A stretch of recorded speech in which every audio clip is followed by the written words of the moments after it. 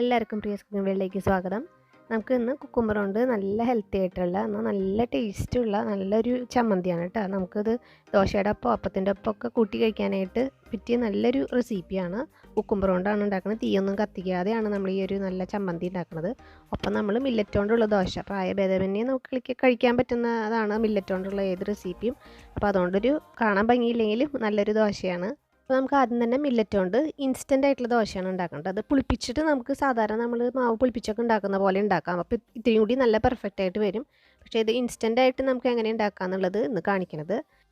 ഇതാണ് ബാൺയാർഡ് മില്ലറ്റ്. ബാൺയാർഡ് എന്നാണ് ഇതിൻ്റെ പേര്. മറ്റ് മില്ലറ്റുകളെ അപേക്ഷിച്ച് ഇത് ടേസ്റ്റ് ഉണ്ട് കേട്ടോ. ടേസ്റ്റിന് വേറെ അരുചിയൊന്നുമില്ല. കുട്ടികൾക്ക് ചില മില്ലറ്റൊന്നും അത്ര ടേസ്റ്റായിട്ട് തോന്നില്ല. പക്ഷേ ഇത് ദോശ നല്ല ടേസ്റ്റുള്ള ഒരു ദോശയാണ്. പിന്നെ അത് ഒരു കപ്പ് എടുത്തിട്ടുണ്ട്. പിന്നെ അതിൻ്റെ ഒപ്പം തന്നെ 1/4 കപ്പ് സബൂദാന ചവ്വരി, നമ്മൾ പായസത്തിലൊക്കെ ഇടുന്ന ചവ്വരിയാണിത്. ചവ്വരി എപ്പോഴും എല്ലാവർക്കും ഡൗട്ടാണ്, ഇത് കൊള്ളിയാണോ എന്നൊക്കെ ചോദിക്കും. കൊള്ളിയുടെ ബോൾസ് വേറെ കിട്ടും, ഇത് കൊള്ളിയല്ല. ഇത് നല്ല വൈറ്റ് കളറിലാണ് ഇരിക്കുക ബോൾസുമായിട്ട്. ചവ്വരി എന്നാണ് മലയാളത്തിൽ പറയുക. അത് 1/4 കപ്പ് ഇട്ട് കൊടുക്കുക. ഇനി ഇതൊന്ന് ആദ്യം നമുക്ക് പൊടിച്ചെടുക്കുക. അപ്പോൾ നമ്മൾ കുതിർക്കണമൊന്നുമില്ല, ഇൻസ്റ്റൻ്റായിട്ട് ഉണ്ടാക്കണതുകൊണ്ട് ഇത് നല്ല ഫൈനായിട്ട് ആദ്യം തന്നെ മിക്സിയിലിട്ടൊന്ന് പൊടിച്ചെടുക്കുക. അതുപോലെ നല്ലതായിട്ടൊന്ന് ഫൈനായിട്ട്, എത്ര ഫൈനായിട്ട് പൊടിക്കാൻ പറ്റുന്നത് അതുപോലെ ഒന്ന് പൊടിച്ചിട്ടെടുക്കുക.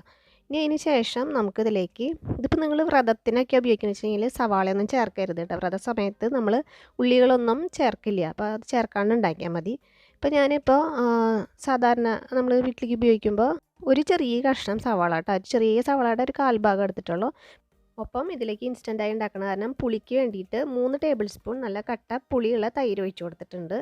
പിന്നെ അതിൻ്റെ ഒപ്പം വെള്ളം ഒഴിച്ച് കൊടുക്കുക. ഞാൻ അവിടെ 1/2 കപ്പ് ആദ്യം ഒഴിച്ചിട്ട് നന്നായിട്ടൊന്ന് അരച്ചെടുത്തിട്ടുണ്ട്. നന്നായിട്ട് ഫൈനായിട്ട് അരഞ്ഞതിന് ശേഷം പിന്നെ ദോശയുടെ കൺസിസ്റ്റൻസിക്ക് എത്ര ആവശ്യമാണോ അതിനനുസരിച്ചിട്ട് വെള്ളം ഒഴിച്ച് കൊടുക്കുക. അപ്പോൾ ഞാൻ അവിടെ 1 കപ്പ് ഫുള്ളായിട്ട് ഒഴിച്ച് കൊടുത്തു. പിന്നെ ഒരു 2 ടേബിൾ സ്പൂൺ കൂടെ കൂടുതൽ ഒഴിക്കേണ്ടി വന്നിട്ടുണ്ടായിരുന്നു അരയ്ക്കുന്ന സമയത്ത്.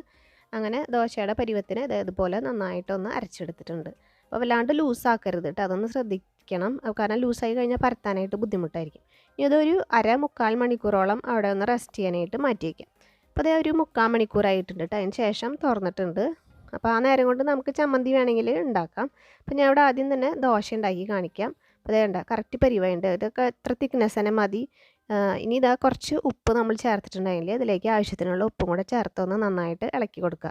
അപ്പോൾ കറക്റ്റ് പാകമായിട്ടുണ്ട്. അപ്പോൾ നിങ്ങൾക്ക് കട്ടി കൂടുതലുണ്ടെങ്കിൽ കുറച്ച് വെള്ളം ഒഴിച്ചിട്ട് ലൂസാക്കാം, അല്ലാണ്ട് ലൂസാവാൻ പാടില്ല കേട്ടോ. ഇനി പാൻ ചൂടാക്കുക. ഒരു മീഡിയം ചൂടായി കഴിഞ്ഞിട്ടുണ്ടെങ്കിൽ ഇതിലേക്ക് കോരി ഒഴിച്ച് സാധാരണ ദോശ പരത്തുന്ന പോലെ തന്നെ പരത്തിയെടുക്കുക. ഇനി നമുക്ക് ഫ്ലെയിം ഒന്ന് ലോ ആക്കുക, വല്ലാണ്ട് ലോയിലിട്ടിട്ട് ഉണ്ടാക്കണ്ട. അപ്പോൾ ഭയങ്കരമായിട്ട് ഇത് നന്നായിട്ട് മുരിഞ്ഞ് വരും, നല്ല ക്രിസ്പി ആയി വരുന്ന ദോശയാണ്. അപ്പോൾ വല്ലാണ്ട് ലോ ആക്കി ഇട്ട് കഴിഞ്ഞാൽ വല്ലാണ്ട് അങ്ങോട്ട് ക്രിസ്പി ആവും. അപ്പോൾ ഒന്ന് വെന്ത് കഴിഞ്ഞിട്ട് പിന്നെ നെയ്യ് ഒഴിച്ച് കൊടുക്കുക നന്നായിട്ട്.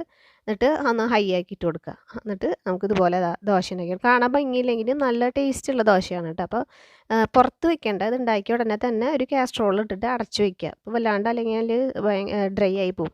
പിന്നെ അത് അടുത്ത ദോശ ഒഴിക്കുമ്പോൾ ഇതുപോലെ നേരത്തെ ഇപ്പോൾ കാണിച്ച പോലെ വെള്ളം തെളിക്കണം. എന്നിട്ട് ആ തട്ടിൻ്റെ ചൂടൊന്ന് ഒഴിഞ്ഞതിന് ശേഷം വേണം അടുത്ത ട്രിപ്പ് മാവ് ഒഴിക്കണമെങ്കിൽ. നമ്മൾ ഗോതമ്പ് ദോശയൊക്കെ ഉണ്ടാക്കുന്ന പോലെ, അത്രയേ ഉള്ളൂ.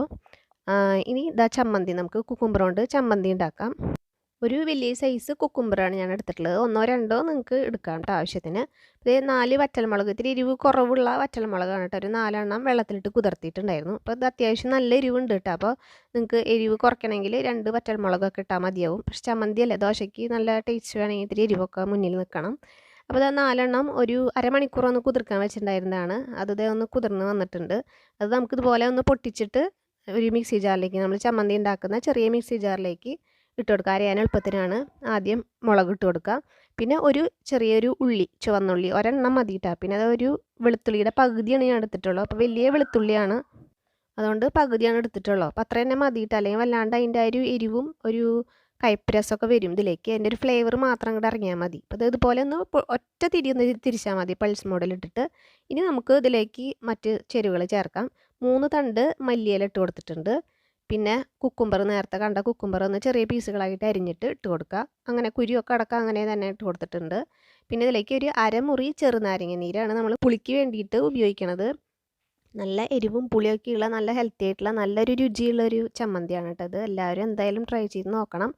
അപ്പോൾ അരമുറി കറക്റ്റാണ്. ഇതിലേക്ക് ഒരു 1/4 ടീസ്പൂൺ കാശ്മീരി ചില്ലി പൗഡറും ഇതിലേക്ക് ആവശ്യത്തിനുള്ള ഉപ്പും കൂടെ ചേർത്ത് കൊടുത്തിട്ടുണ്ട്.